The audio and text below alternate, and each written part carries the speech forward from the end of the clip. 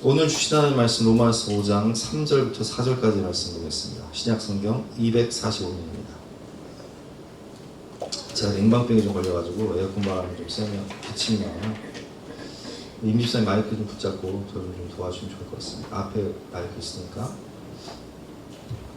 우리 한 목소리로 함께 읽도록 하겠습니다. 시작. 다만 이뿐 아니라 우리가 환난 중에도 즐거워하나니 이는 환난은 인내를, 인내는 연단을, 연단은 소망을 이루는 줄 알미로다. 아멘. 오늘은 인생의 태풍을 만날 때라는 제목으로 본 말씀 의지해서 함께 은혜를 나누도록 하겠습니다.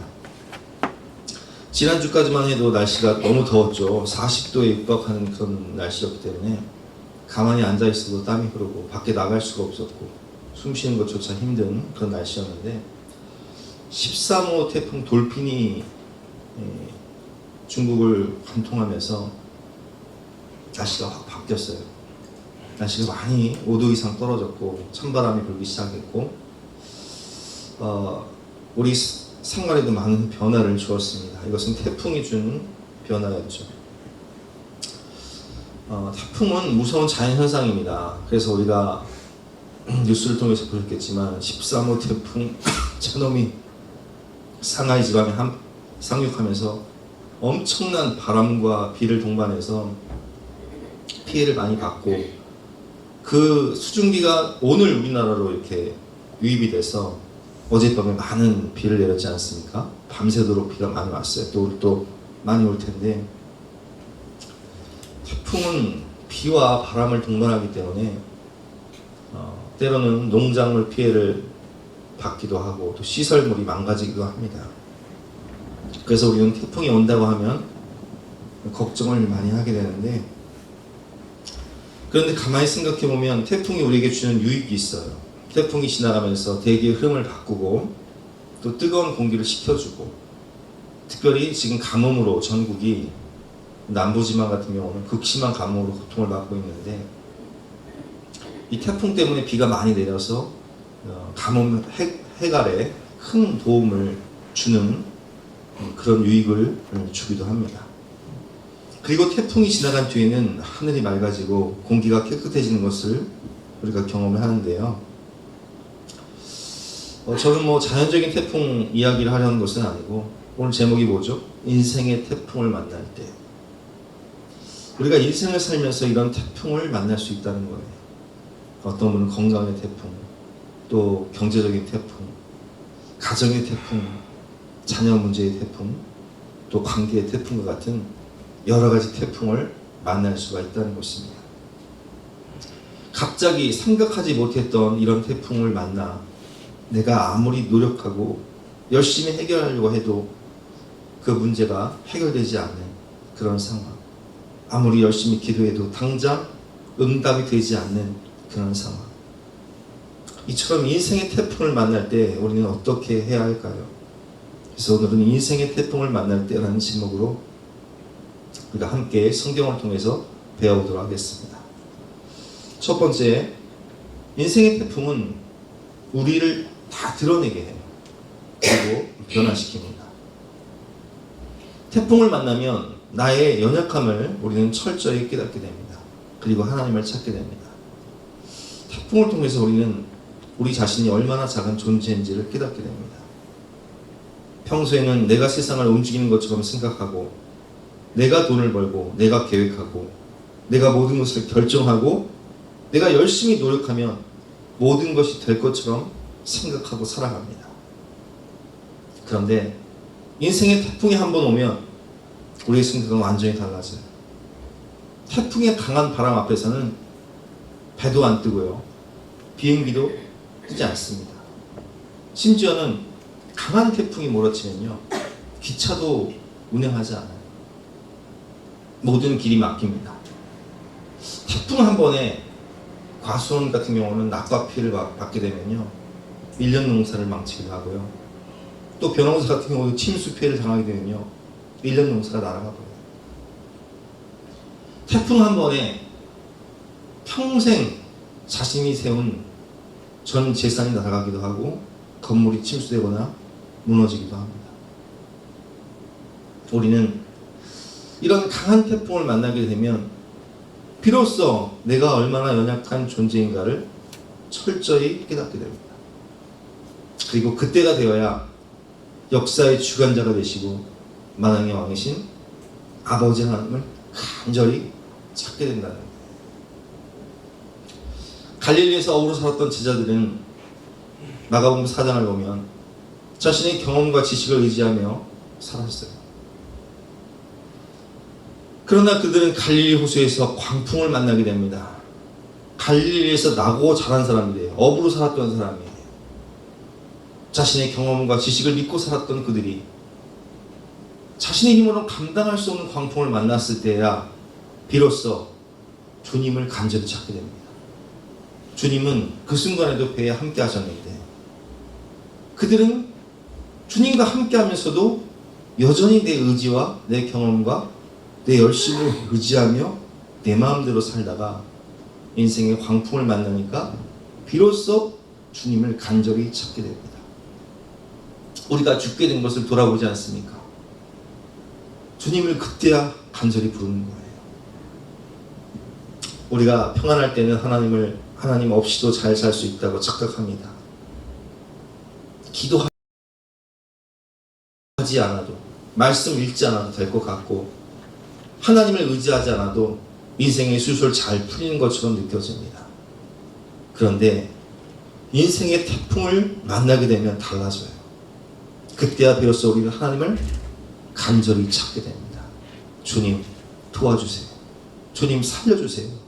주님 우리 가정을 지켜주세요.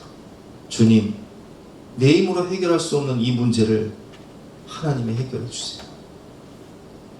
이렇게 하나님을 간절히 찾게 돼요. 인생의 태풍은 우리에게 내가 얼마나 연약한 존재인지 나의 한계를 철저히 가르쳐 줍니다. 그리고 나의 연약함 가운데 나의 진정한 강함이 되시는 주님을 찾게 한다는 거예요. 고린도서 12장 9절 말씀 임시사님 보세요. 내 은혜가 내게 족하도다. 이는 내 능력이 약한 데서 온전하여짐이라. 아멘. 약할 때 강함이 되시는 주님을 우리는 태풍을 통해서 간절히 찾게 되는 거예요. 여러분 혹시 지금 인생의 태풍 가운데 계십니까? 나는 왜 이렇게 약할까? 낙심하지 마십시오. 그 약함을 가지고 하나님께 나아가십시오. 그러면 그 순간 하나님의 전능하신 능력을 경험하기 시작하는 것입니다. 태풍은 우리가 무엇을 의지하며 사는지를 정확히 알게 합니다. 나는 무엇을 의지하며 살고 있는가? 나를 지탱하는 삶의 뿌리가 무엇인가를 정확히 알게 합니다. 평온할 때는 나무가 다 튼튼해 보여요. 가로수나 숲의 나무나 별 차이가 없어 보입니다. 그런데 태풍이 불면 어떤 나무는 강한 바람에 쓰러지고 어떤 나무는 강한 바람에도 끝까지 서 있는 모습을 볼 수 있습니다. 어떤 차이가 있을까요? 뿌리의 차이예요. 여러분 교회 오시다 보면 가로수가 있잖아요. 근데 가로수는요 뿌리가 아스팔트랑 벽돌에 막혀가지고 뿌리가 깊지도 않고 넓게도 뻗질 못해요. 근데 산에 있는 나무들은 어때요? 뿌리가 깊고 넓게 뻗쳐 있어요. 그러니까 강한 태풍이 오면 어떤 나무가 쓰러져요? 뿌리가 깊지 못하고 넓지 못한 나무. 기반이 단단하지 못하니까. 그래서 가로수들이 많이 쓰러지는 거예요. 나무의 진짜 힘은 보이는 가지에 있는 것이 아닙니다. 보이지 않는 뿌리에 있습니다. 우리 신앙도 그렇습니다. 평안할 때는 모두가 믿음이 좋은 것처럼 보입니다. 가지만 보이니까 모두가 믿음이 좋은 것처럼 보여요. 그런데 인생의 태풍이 불어오면 우리 신앙의 뿌리가 어떠한지가 정확히 드러납니다. 내가 무엇을 의지하며 살았는지, 내 삶의 근간, 뿌리가 무엇인지 그 실체가 다 드러나게 되어 있어요. 세상과 사람과 돈의 뿌리를 내는 사람이 있고요. 아니면 살아계신 하나님, 그분의 말씀에 뿌리를 내린 사람이 있다는 것입니다. 예레미야 17장 5절 말씀, 한 절은 임시삼이 읽고 한 절은 여러분들이 읽어보겠습니다. 시작. 여호와께서 이와 같이 말씀하시니라. 무릇 사람을 믿으며 육신으로 그의 힘을 삼고 마음이 여호와에게서 떠난 그 사람은 저주를 받을 것이라. 그는 사막의 떨기나무 같아서 좋은 일이 오는 것을 보지 못하고 광야 간주한 곳 건전한 땅 사람이 살지 않는 땅에 살리라. 그러나 무릇 여호와를 의지하며 여호와를 의뢰하는 그 사람은 복을 받을 것이라. 그는 물가에 심어진 나무가 그 뿌리를 강물에 뻗치고 더위가 올지라도 두려워하지 아니하며 그 잎이 청청하며 가무는 해에도 걱정이 없고 결실이 그치지 아니함 같으리라. 아멘. 시냇가에 심은 나무가 뿌리를 깊게 내려서 태풍이 와도 가뭄이 와도 항상 넘어지지 않고 풍성한 열매를 맺는 것처럼, 우리가 사람을 의지하거나 세상을 의지하지 않고 물질을 의지하지 않고 헛된 것을 의지하지 않고 우리 삶의 역사의 주관자가 되시고 모든 것을 후히 주시고 누리게 하시는 하나님을 의지하면 그 사람은 복을 받을 것이다 라고 말씀을 하고 있습니다. 시편 1편 교독해 보겠습니다. 입사님. 복 있는 사람은 악인들의 꾀를 따르지 아니하며 죄인들의 길에 서지 아니하며 오만한 자들의 자리에 앉지 아니하고 오직 여호와의 율법을 즐거워하여 그의 율법을 주야로 묵상하는도다. 그는 시냇가에 심은 나무가 철을 따라 열매를 맺으며 그 잎사귀가 마르지 아니함 같으니 그가 하는 모든 일이 다 형통하리로다. 하나님의 말씀 안에 믿음을 뿌리내리고 그 말씀을 주야로 묵상하며 그 말씀을 의지해 사는 그 사람은 시냇가에 심은 나무가 철을 따라 열매를 맺으며 그 잎사귀가 마르지 아니함 같으니 그가 하는 모든 일이 다 형통하리로다. 여러분, 우리의 뿌리가 하나님께 깊이 내려가 있다면 우리는 인생의 태풍이 와도 굳건히 버틸 수 있습니다. 우리의 뿌리가 하나님의 말씀에 깊이 내렸다면 인생의 가뭄이 와도 문제가 없이 시냇가에 심겨진 나무처럼 풍성한 열매를 맺을 수 있는 것입니다. 마태복음 7장을 보면 반석 위에 집을 지은 사람과 모래 위에 집을 지은 사람의 차이가 있어요. 어떤 차이일까요? 태풍이 오면, 풍랑을 만나면, 홍수를 만나면 결정적 차이를 얻게 되는 것입니다. 24절부터 교독해 보겠습니다. 시작. 그러므로 누구든지 나의 이 말을 듣고 행하는 자는 그 입을 반석 위에 지은 지혜로운 사람 같으리니 비가 내리고 천수가 나고 바람이 불어 그 집에 부딪히되 무너지지 아니하나니 이는 주를 반석 위에 묻어다니고. 나의 이 말을 듣고 행하지 아니하는 자는 그 집을 모래 위에 지은 어리석은 사람 같으리니 비가 내리고 천수가 나고 바람이 불어 그 집에 부딪히되 무너져 그 무너짐이 심하니라. 아멘. 두 집 모두 평소에는 멀쩡해 보여요. 그런데 인생의 태풍을 만나면, 홍수를 만나면, 비가 내리고 창수가 나고 바람이 불 때 말씀의 반석 위에 세운 집은 무너지지 않습니다. 왜입니까? 기초가 반석 위에 세워져 있기 때문입니다. 그러나 모래 위에 세운 집은 비가 내리고 창수가 나고 바람이 불면 뿌리가 약하기 때문에, 뿌리가 흔들리기 때문에, 근간이 흔들리기 때문에, 땅의 근간이 흔들리기 때문에 다 무너지고 마는 거예요. 신앙은 태풍이 없을 때보다 태풍이 왔을 때 진짜 모습을 드러냅니다.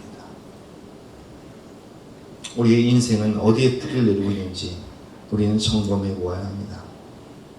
그리고 우리는 날마다 하나님의 말씀을 주야로 묵상하며 시냇가에 심은 나무와 같이 믿음 뿌리 내리고 주야로 하나님의 말씀을 묵상하며 그 말씀에 순종하며 그 말씀대로 살아가려고 몸부림치며 살아갈 때에 그것이 나의 능력이 되어서 믿음의 뿌리가 깊이 내려서 인생의 태풍이 와도 홍수가 와도 가뭄이 와도 우리는 굳건히 버텨낼 수 있는 것입니다. 우리 함께 주님의 말씀을 생각하면서 찬양하는 시간 갖도록 하겠습니다.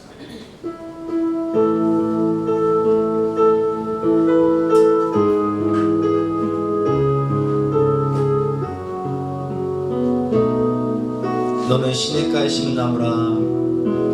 너는 시냇가에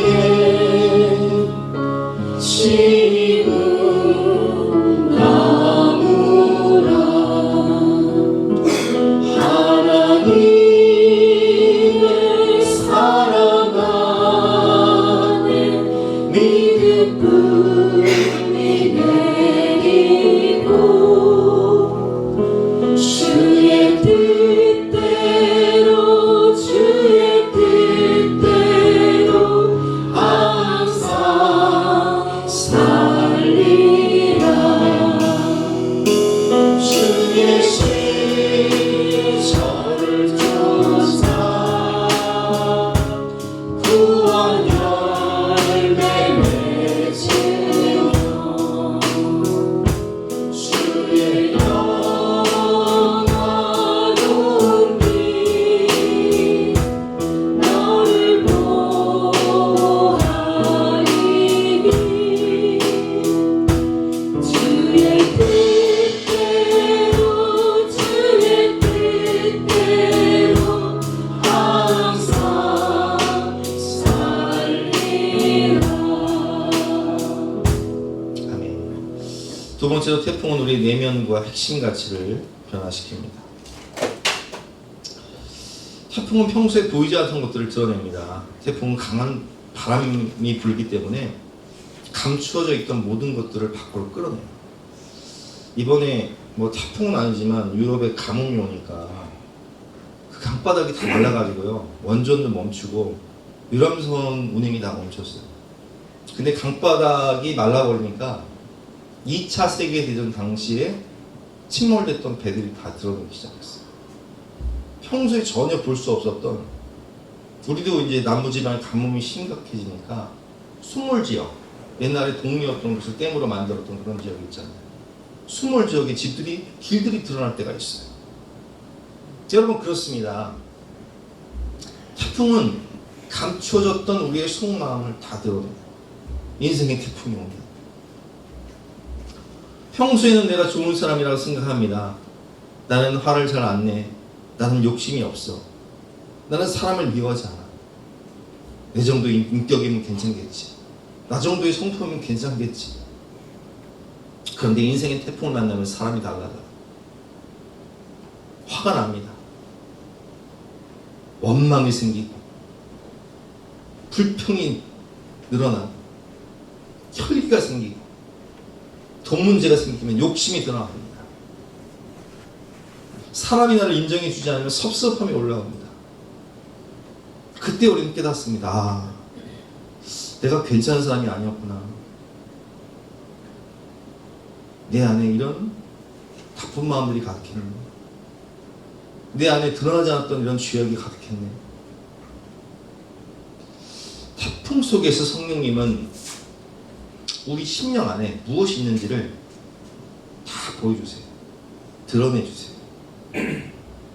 베드로는 갈릴리 호수를, 주님을 처음 만났을 때 깊은 곳에 그물을 던져라.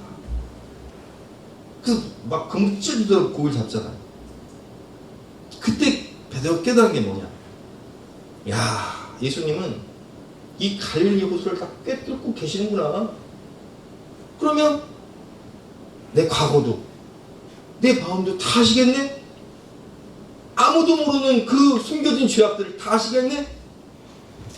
그래서 베드로는 이렇게 고백을 해요. 누가복음 5장 8절, 목사님. 시몬 베드로가 이를 보고 예수의 무릎 아래에 엎드려 이르되 주여 나를 떠나소서 나는 죄인으로소이다 하니. 아멘. 우리가 이 본문을 읽으면요, 이 고백이 좀 뜬금이 없어요. 아니, 물고기를 그물이 찢어지도록 잡았는데 왜 예수님 나랑 동업해요? 뭐 이런 소리를 하지 않고 주여 나를 떠나소서 나는 죄인으로소이다. 왜? 자기의 실체가 다 드러났거든요. 자기 숨겨진 그 마음이, 과거가 다 드러내니까 부끄러워서 주님 앞에 설 수가 없는 거예요. 주여 나를 떠나소서 나는 죄인으로소이다. 인생의 태풍은 내 안에 감추어진 모든 죄와 교만과 더러운 모든 것들을 다 드러내요.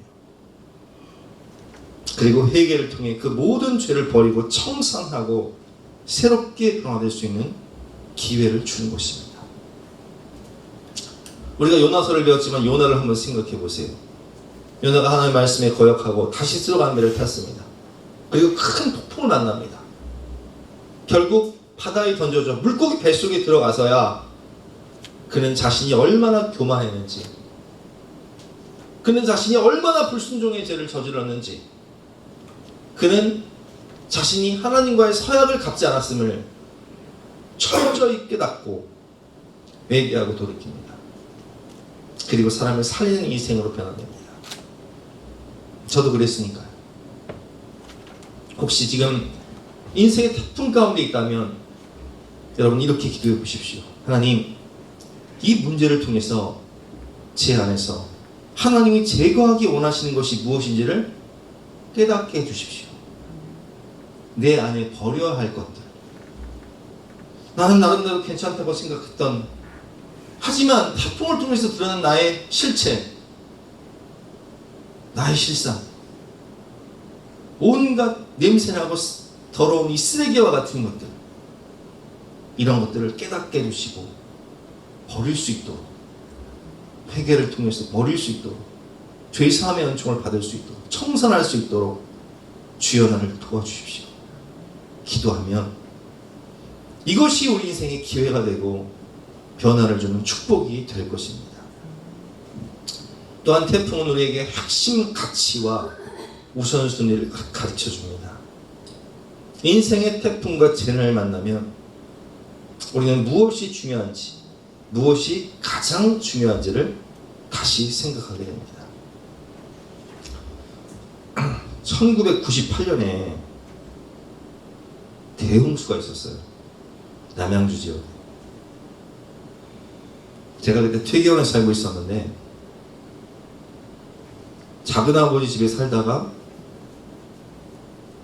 같은 동네긴 한데 작은아버지 집은 그냥 1층 오래된 아주 오래된 쓰러져가는 집이었는데 거기 살다가 양호 반지하가 있고 1층이 있고 2층, 그러니까 반지하 위에 1층, 1층보다 조금 높은 데예요.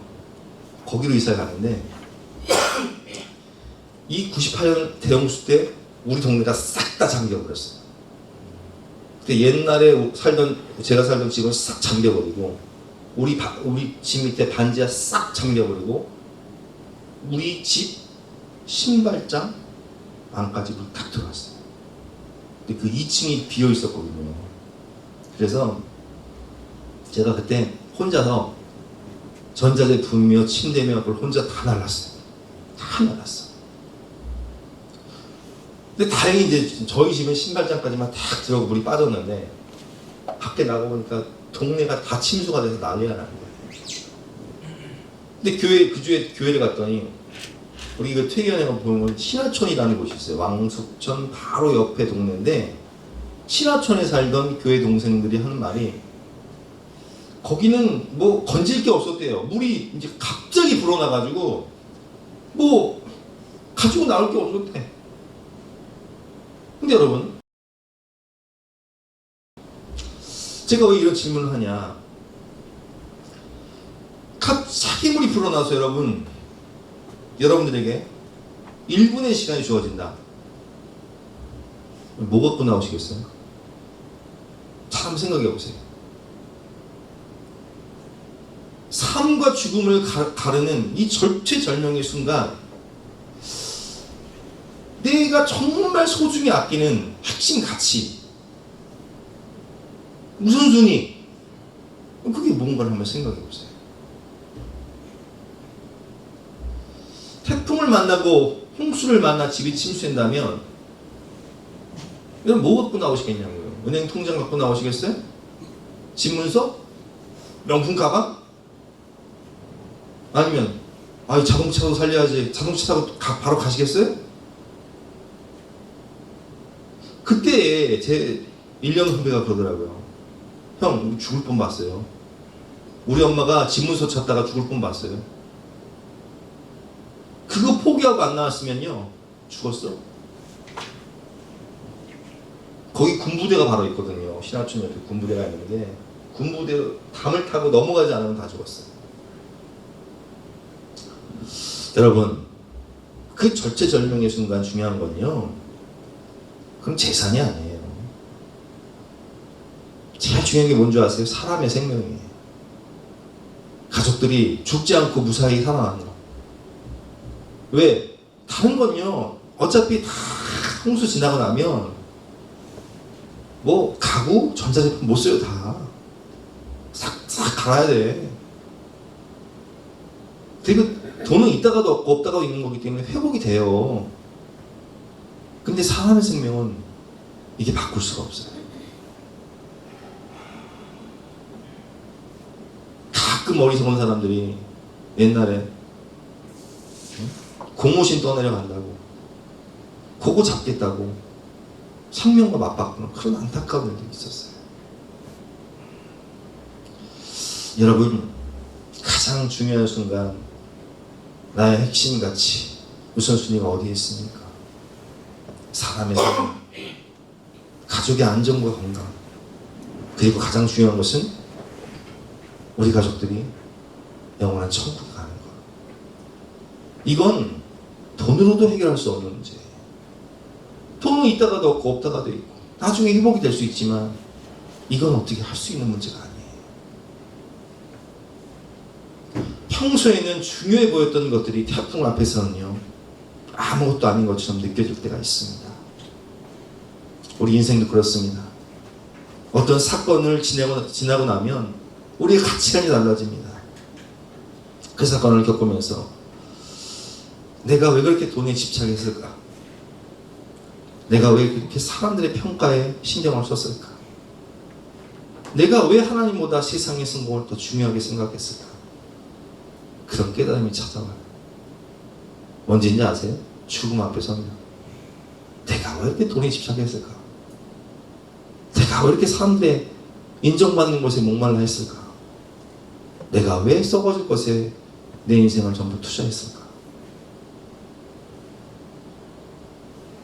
내 인생에서 가장 중요한 핵심 가치와 우선순위, 내가 끝까지 붙잡아야 할 가장 소중한 것은 무엇인가요?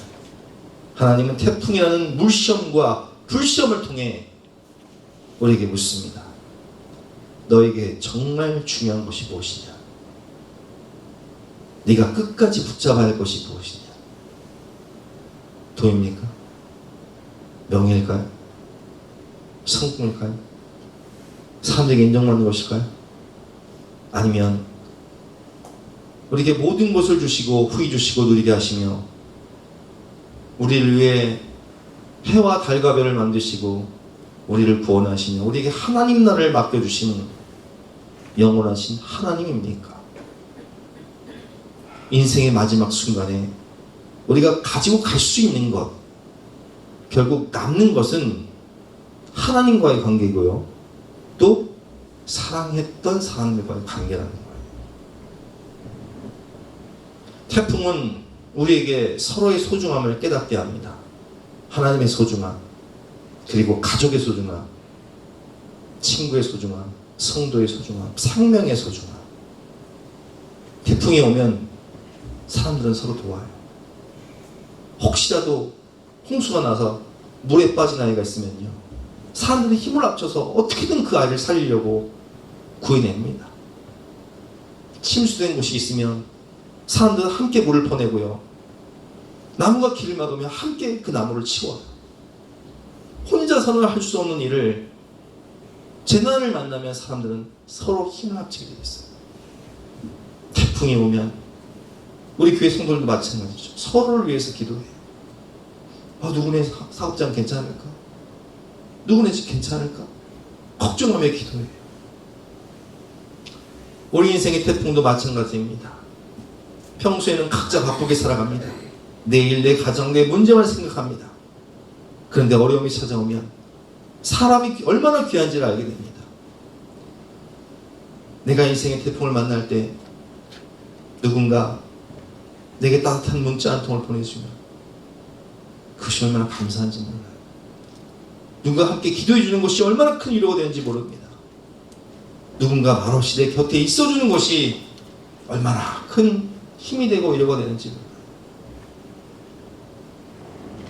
그래서 하나님께서는 우리에게 가정 공동체를 허락하셨고 교회 공동체를 허락하셨습니다. 공동체의 소중함, 사람의 소중함.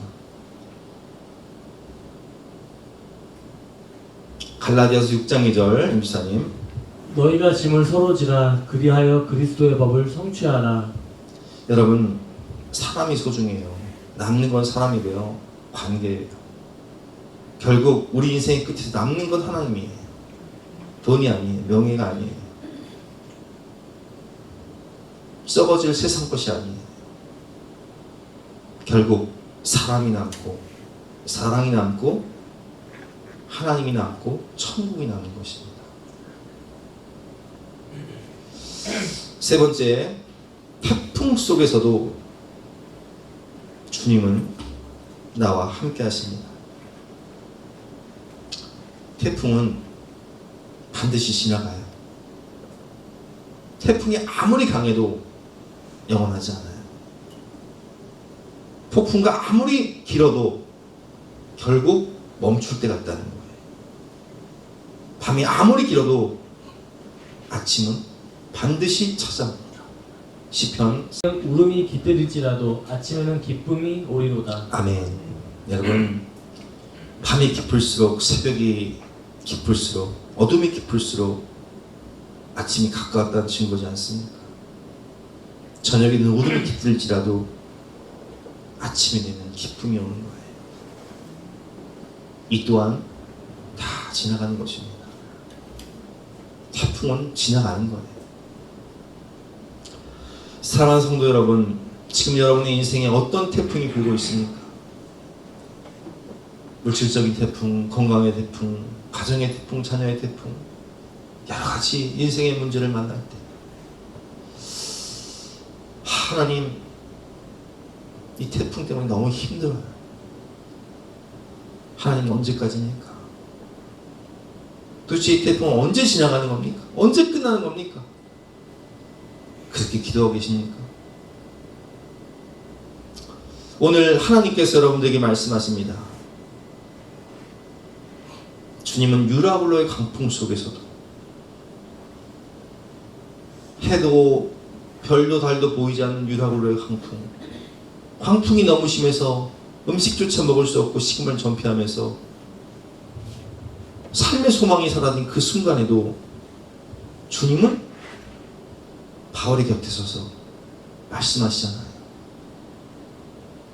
내가 너와 함께하리라. 내가 너를 지키리라. 내가 로마에 갈 것이고 가이사 앞에 설 것이다. 내가 너에게 속한 이 모든 사람들을 너에게 붙여줄 것이다. 너의 동역자가 될 것이다.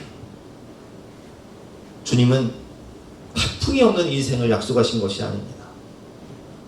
그러나 태풍 가운데 우리와 함께 하시겠다고 약속하셨습니다. 이사야 43장 2절 시작.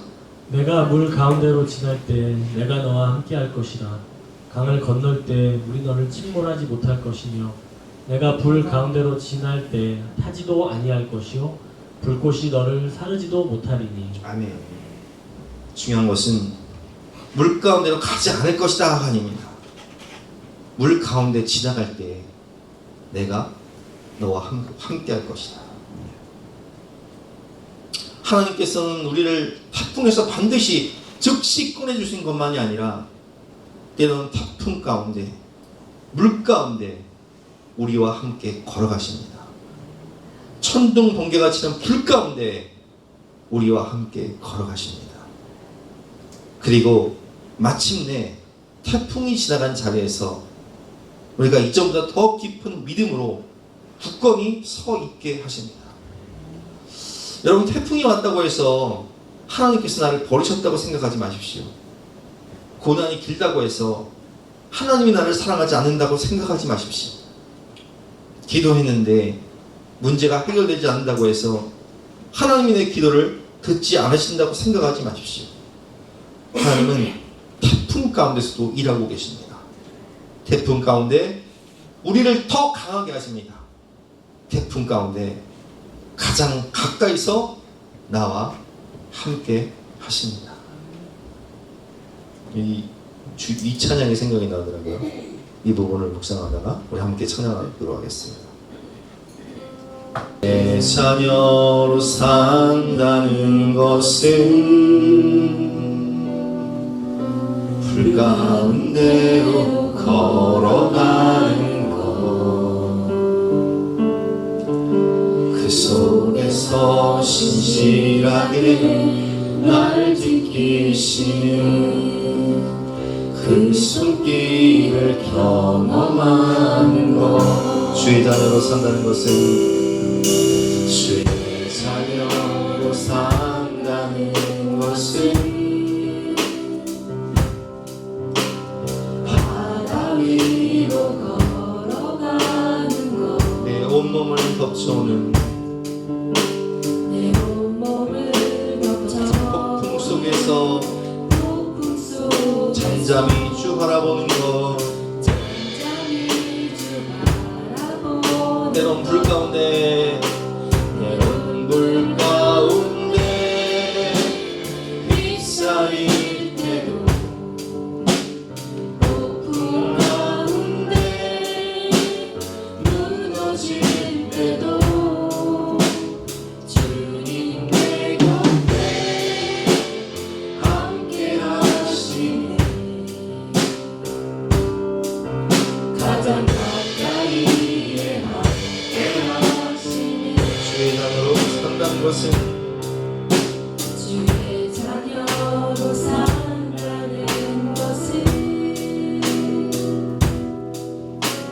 나도 그들을 용납하는 것, 나를 위해 달리신 십자가 사랑, 그 사랑으로 살아가는 것. 주의 자녀로 산다는 것은 주님과 함께 동행하는 것, 주께서 지신 십자가 기꺼이 지고 주와 함께 걸어가는 것, 때론 불 가운데 휩싸일 때도, 높은 가운데 무너질 때도 주님 내 곁에 함께 하시네. 가장 가까이에 함께 하시네. 때론 불 가운데 휩싸일 때도, 높은 가운데 무너질 때도 주님 내 곁에 함께 하시네. 가장 가까이에 함께 하시네. 아멘. 태풍이 지나가는 그 순간에도 주님은 주님의 날개 그늘 아래 우리를 품어주시고 우리가 함께한다는 사실을 기억하시고 믿음으로 승리하시는 저와 여러분 되시기를 주님으로 축원합니다. 아멘. 오늘 결론입니다. 하나님은 태풍 가운데서도 함께 하십니다. 때로는 우리 인생의 태풍을 잠잠하게 하시기도 하시고, 때로는 태풍 가운데 우리를 붙드시고, 때로는 태풍을 통해 우리의 모든 죄악을 드러나게 하시고 회개하게 하시고 변화시키시고, 그리고 태풍이 지나간 뒤 우리는 깨닫게 되지요. 그때는 몰랐는데 하나님께서 그 태풍을 통해 나를 더 깊은 믿음의 길로 이끄셨구나. 여러분, 태풍은 반드시 지나갑니다. 비도 그칩니다. 바람도 풍랑도 잠잠해집니다. 그리고 어느 순간 구름 사이로 햇빛이 비칩니다. 그때 우리는 이렇게 고백하게 될 것입니다. 하나님, 태풍도 은혜였습니다. 그 태풍 때문에 제가 하나님을 더 깊이 알게 되었습니다. 그 태풍 때문에 제 믿음의 뿌리가 더 깊어졌습니다. 그 태풍 때문에 제가 정말 중요한 내 인생의 핵심 가치 우선순위가 무엇인지를 알게 되었습니다. 사랑하는 성도 여러분, 지금 태풍 가운데 있는 분이 계시다면 두려워하지 마십시오. 하나님께서 여러분과 함께 계십니다. 그리고 기억하십시오. 태풍보다 크신 하나님이 우리의 손을 붙잡고 함께 걸어가신다는 사실. 우리 함께 주신 말씀 생각하면서 기도하기 전에 오늘 본 말씀이죠. 우리 함께 읽어보겠습니다. 시작. 환난은 인내를, 인내는 연단을, 연단은 소망을 이룹니다. 그러므로 태풍 가운데서도 하나님을 바라보고 붙드십시오. 아멘. 주님 모든 순간에도 여러분과 함께 하시며 반드시 소망을 주시고 승리를 주실 것입니다. 함께 찬양을 하겠습니다.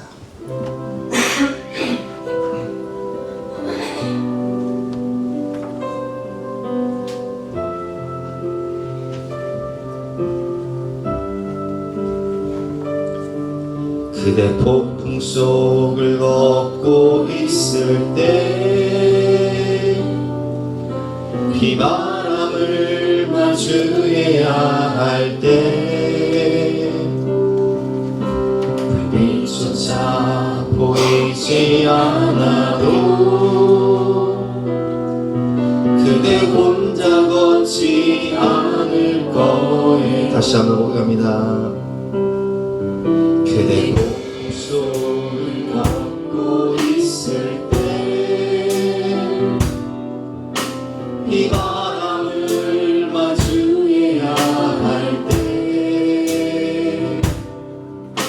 불빛조차 보이지 않아도 그대 혼자 걷지 않을 거예요.